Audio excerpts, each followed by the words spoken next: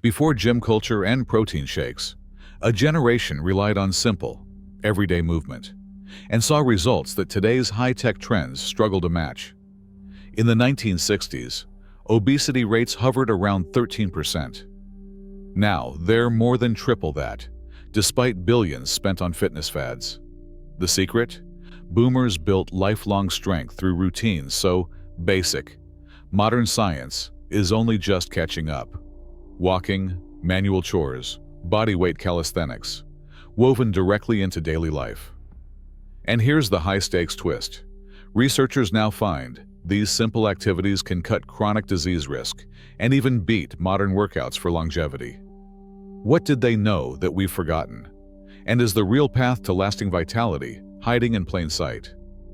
A weekday morning in the 1950s began with movement, not a workout plan. Men tightened their laces and set off on foot or by bicycle, weaving through neighborhoods where cars were still a luxury. The walk to work wasn't a health goal. It was simply the way to get there, rain or shine, often covering several miles before the first cup of coffee. In kitchens, women hoisted heavy baskets of laundry, scrubbed floors on hands and knees, and hauled groceries up flights of stairs. Each chore demanded strength and balance, from wringing sheets to carrying water for the garden. These tasks repeated daily, quietly building endurance and grip, bending and stretching muscles in ways few gym routines can match. Kids, too, played their part. The school day began and ended with a brisk walk, sometimes a run to catch the bus, then afternoons filled with games of tag, hopscotch, and backyard climbing. Play was unstructured and physical, more about movement than rules. For many families, the only time spent sitting was at the dinner table or in front of a radio after sunset. Routine jobs also required physical effort. Factory workers lifted, assembled, and walked the production floor for hours. Store clerks stood on their feet, stocking shelves and carrying boxes. Even office workers moved more, climbing stairs, walking to meetings, and delivering memos in person. The result was a daily rhythm where nearly every task, from sunrise to bedtime, involved the full body. Without realizing it, people built a foundation of functional strength, not by chasing fitness, but by living it. This constant, natural activity shaped bodies and habits in ways that high-tech routines often overlook. In 1960, just 13% of American adults were classified as obese. Today, that number stands above 42%, a change so dramatic it's hard to ignore. The difference isn't just in the numbers, but in the way people move through their days. Consider the daily route of a city mail carrier in mid-century America.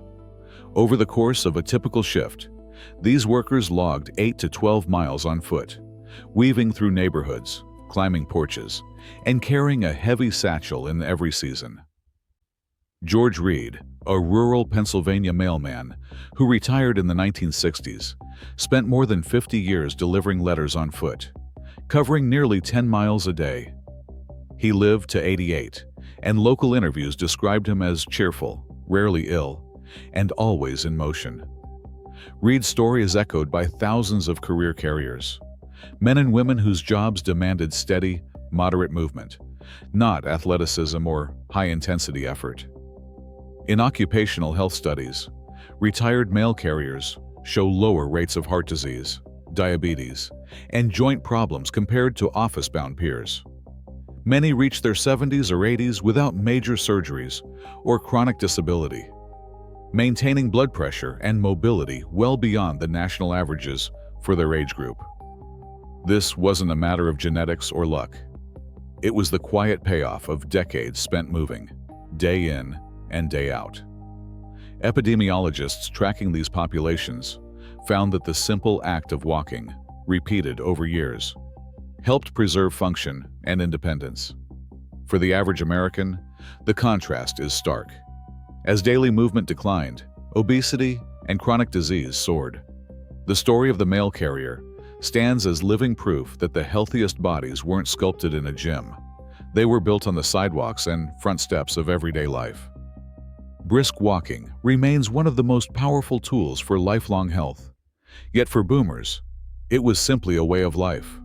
Harvard researchers found that just 30 minutes of brisk walking each day cuts the risk of heart disease, diabetes, and early death by nearly 30%.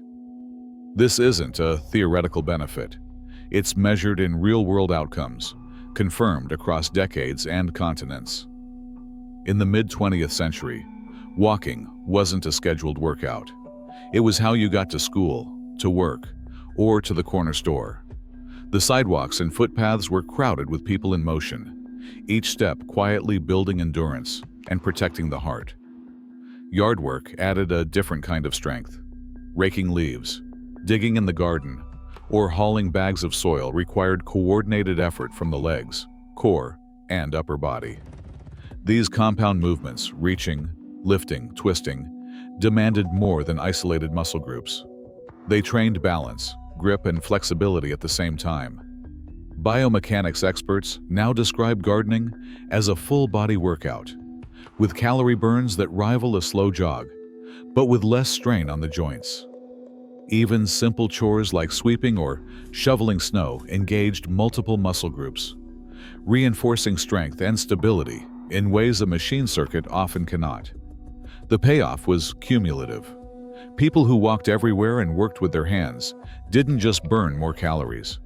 They maintained mobility, preserved joint health, and reduced their risk for chronic conditions well into old age. Today's research echoes what boomers lived every day. Effortless movement, repeated over years, delivers measurable protection against disease and disability.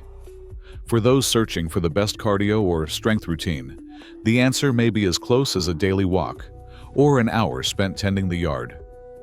These simple acts, once woven into the fabric of daily life, remain unmatched by most modern fitness trends. Morning calisthenics were a household ritual, long before the word workout became a buzzword. Parents and kids alike swung their arms in wide circles, touched their toes, and reached for the sky, often guided by a voice on the radio or a black and white television screen. These movements weren't about competition or perfection. They were about waking up the body, shaking off stiffness, and setting a cheerful tone for the day ahead.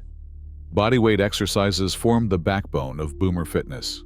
Push-ups, squats, and gentle floor routines could be done in any room. No special gear required. A simple set of 10 push-ups before breakfast, a round of knee bends before bed. These small acts added up, quietly building strength and balance that lasted well into old age. Research now recognizes these classic moves as functional training, supporting joint health and coordination better than many modern, machine-based routines. Leisure time brought its own kind of movement. Weekends meant neighborhood dances, where swing and two-step kept hearts pumping and spirits high. Evenings at the local pool offered laps and water games, a playful way to boost endurance without straining the joints. Ballroom dancing, line dances, and even spontaneous kitchen waltzes all counted, blending exercise with laughter and connection. Swimming, in particular, stood out as a favorite for all ages.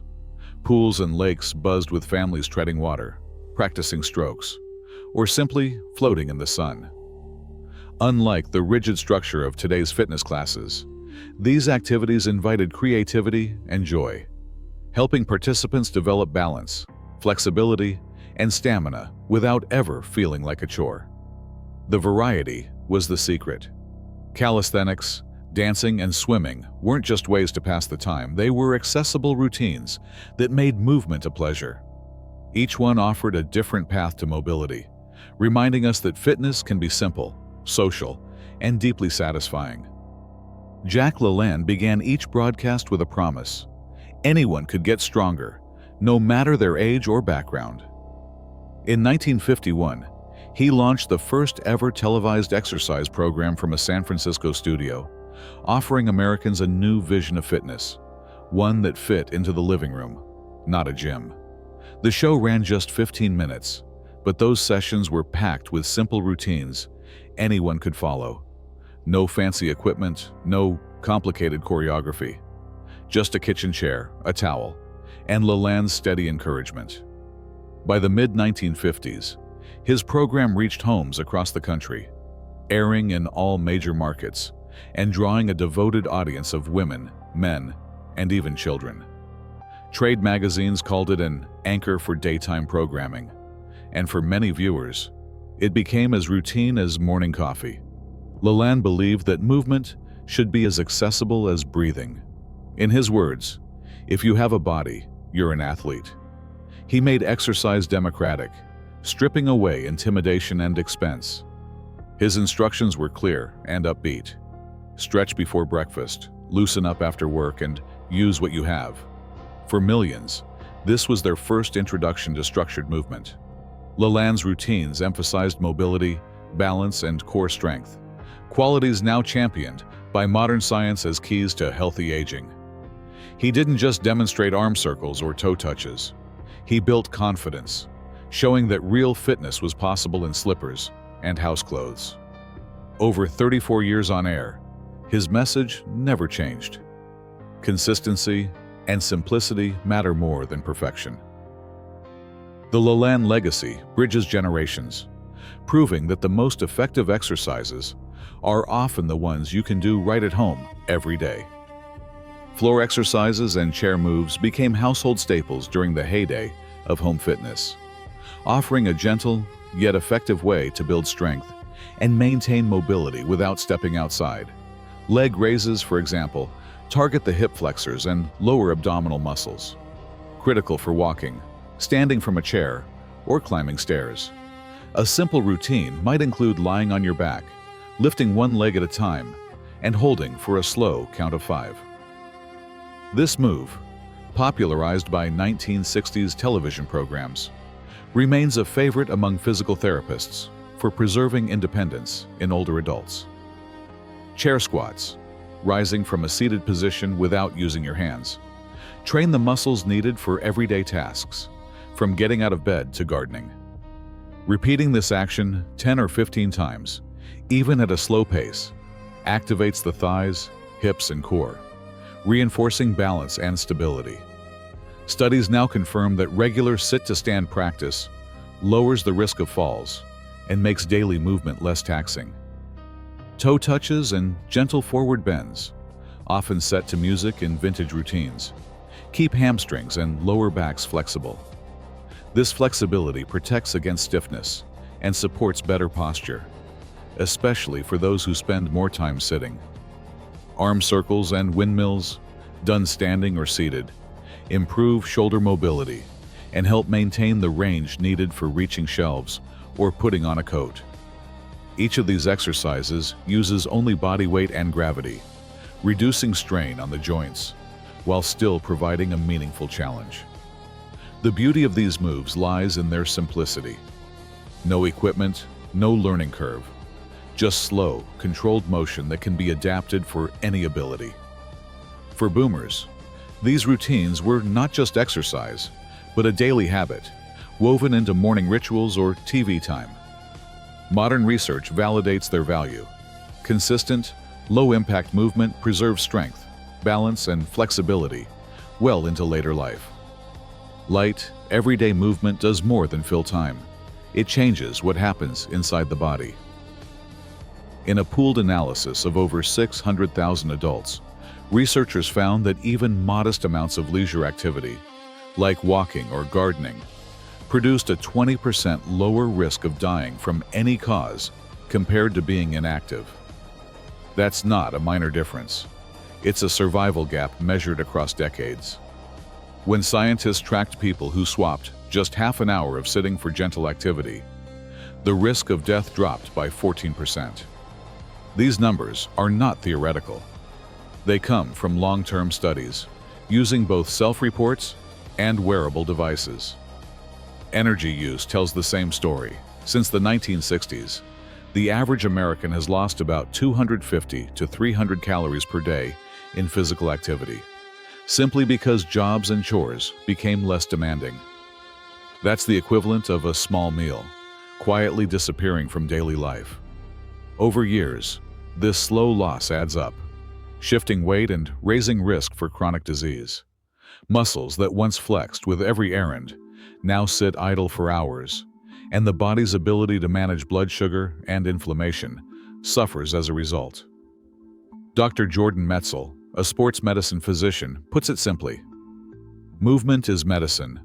The body doesn't care if it's yoga, walking, or vacuuming. What matters is that you move every day. Research backs him up. Functional compound movements, like those built into boomer routines, keep metabolism higher, joints supple, and balance sharp. Unlike high-intensity workouts that can cause injury or burnout, these simple actions are sustainable for a lifetime. The evidence is clear. Consistency, not complexity, is what keeps people strong and independent into old age. In communities known for extraordinary longevity, places like Okinawa, Sardinia, and Loma Linda, movement is woven into daily life, not carved out as a separate task. Researchers call these regions blue zones, and their residents rarely step foot in a gym. Instead, they walk to visit friends, tend gardens, cook meals from scratch, and keep their hands busy with purposeful chores. These habits echo the routines that defined boomer fitness in mid-century America. The lesson is clear. Natural movement, spread throughout the day, supports health in ways no single workout can replicate. 3 simple principles stand out from both blue zones and boomer wisdom. First, move more than you sit. Whether it's walking after meals, standing to fold laundry, or taking the long way to the mailbox, every step counts. Second, stretch before sleep. Gentle flexibility routines, just 5 minutes of reaching, bending, or rolling out the shoulders, help maintain mobility and ease tension built up from the day. Third, make movement social whenever possible. Joining a neighbor for a stroll, dancing at community events, or working side by side in the yard turns exercise into connection, adding purpose and joy. Scientific studies now confirm what these traditions have always known. People who naturally incorporate movement into their routines, without chasing perfection or intensity, enjoy lower rates of chronic disease and maintain independence longer. The healthiest bodies are built on small, steady habits, not fleeting bursts of effort. A return to these basics offers a path to strength and vitality that lasts a lifetime. In 1960, the U.S. adult obesity rate stood at just 13%. People stayed fit through routine movement, walking to work, doing manual chores, and simple exercises like those seen on LaLanne's 1950s TV show. Scientific studies now confirm that brisk walking alone can reduce major chronic disease risk by up to 30%, while light daily activity is linked to a 22% lower overall mortality rate. Yet, over the last 6 decades, Americans have lost around 250 to 300 calories of daily physical activity. Despite this strong evidence, it remains unclear how much of today's chronic disease burden could be reversed by simply returning to these habits. What is clear? The most effective routines were never complicated. The historical record, from time-use surveys to broadcast archives, shows that consistency and basic movement offer lasting health benefits. For all the advances in fitness technology, the facts point to a simple truth: daily movement is still the best. Thank you for watching and spending a little time with us today. If you enjoyed this journey back to the simple, timeless ways to stay strong and feel young, give this video a thumbs up and hit that subscribe button. We've got more inspiring stories and documentaries coming soon, right here on Seniors Retro Vitality, where yesterday's wisdom builds a healthier tomorrow.